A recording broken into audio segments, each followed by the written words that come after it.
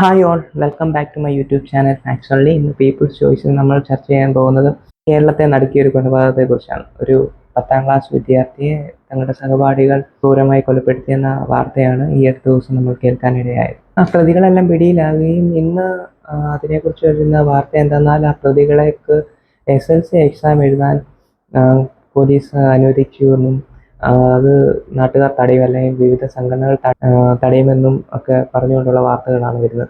കുറേയേറെ സ്റ്റാറ്റസുകൾ ഞാൻ കണ്ടു, ഇൻസ്റ്റാഗ്രാമിലും ഫേസ്ബുക്കിലും കുറേ പോസ്റ്റുകൾ കണ്ടു.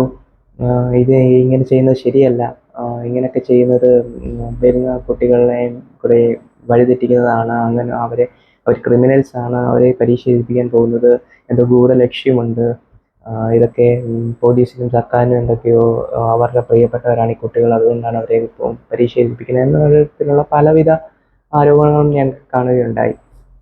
ഇതിലെ വസ്തുത എന്താണ് അതൊന്ന് നമുക്ക് പരിശോധിച്ചിട്ട് 2000 ജുവനൈൽസ് ജസ്റ്റിസ് ആക്ട് പൊളിച്ചെഴുതിക്കൊണ്ട് 2015 പുതിയ ജുവനൈൽസ് ജസ്റ്റിസ് ആക്ട് നിലവിൽ വന്നു നമ്മുടെ രാജ്യത്ത്. UN കുറേ നിയമങ്ങൾ കൂടി ഇൻകോർപ്പറേറ്റ് ചെയ്തുകൊണ്ടായിരുന്നു 2015 ജുവനൈൽസ് ജസ്റ്റിസ് ആക്ട് നിലവിൽ വന്നത്.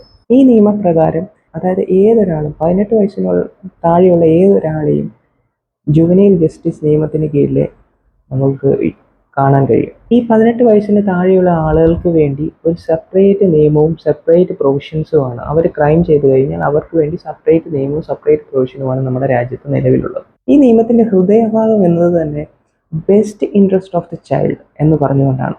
അതായത് ഏതൊരു കാര്യം തീരുമാനിക്കുമ്പോഴും ആ കമ്മിറ്റ് ചെയ്ത കുറ്റകൃത്യം ചെയ്ത കുട്ടികളുടെ ഭാഗത്ത് കുട്ടികൾക്ക് വേണ്ടിയായിരിക്കും, കുട്ടികളെ കൺസിഡർ ചെയ്തുകൊണ്ട് മാത്രമേ അവർ ഏത് തീരുമാനവും എടുക്കാൻ സാധിക്കുകയുള്ളൂ. 2015 care and protection of children act പ്രകാരം വിദ്യാഭ്യാസം നിഷേധിക്കുക എന്നത് ബേസിക് റൈറ്റ്സിൻ്റെ കൂടെ നിഷേധമായിട്ട് വരുന്നതാണ്. നമ്മുടെ രാജ്യത്തെ ഭരണഘടനയെ പാലിച്ചേ നമുക്ക് മുന്നോട്ട് പോകാൻ കഴിയും. എല്ലാവരുടെയും വികാരങ്ങളും വിചാരങ്ങളും ഒക്കെ നമുക്ക് മാനിക്കാൻ കഴിയും. പക്ഷേ എല്ലാത്തിനും ഉപരി നമ്മുടെ രാജ്യത്തിൻ്റെ ഭരണഘടന തന്നെയാണ്. ഭരണഘടനയിൽ പറഞ്ഞിരിക്കുന്ന നിയമങ്ങൾ നമ്മളെല്ലാവരും പാലിക്കാൻ ബാധ്യസ്ഥരാണ്.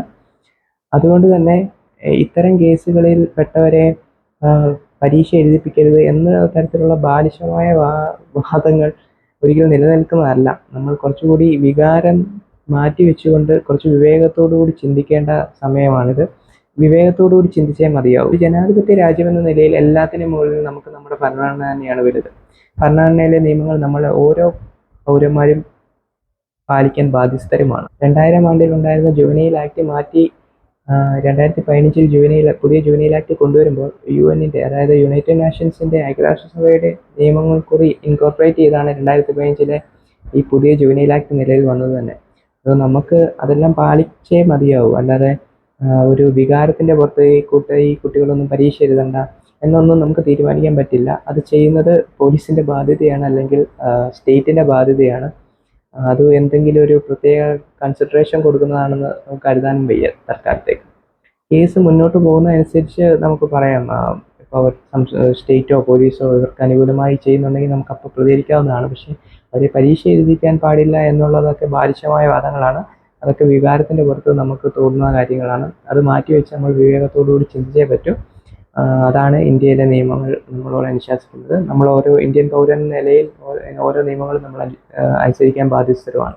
ഈ വീഡിയോ നിങ്ങൾക്ക് ഇഷ്ടമായിട്ടുണ്ടെങ്കിൽ ലൈക്ക് ചെയ്യുക, ഷെയർ ചെയ്യുക, നിങ്ങളുടെ നിർദ്ദേശങ്ങളും അഭിപ്രായങ്ങളും കമൻറ്റ് ബോക്സിൽ രേഖപ്പെടുത്തുക. ഇനി ഇതുപോലെയുള്ള പുതിയ വീഡിയോകൾക്കായി എൻ്റെ ചാനൽ സബ്സ്ക്രൈബ് ചെയ്യുക, ബെല്ലൈക്കൺ അമർത്തുക.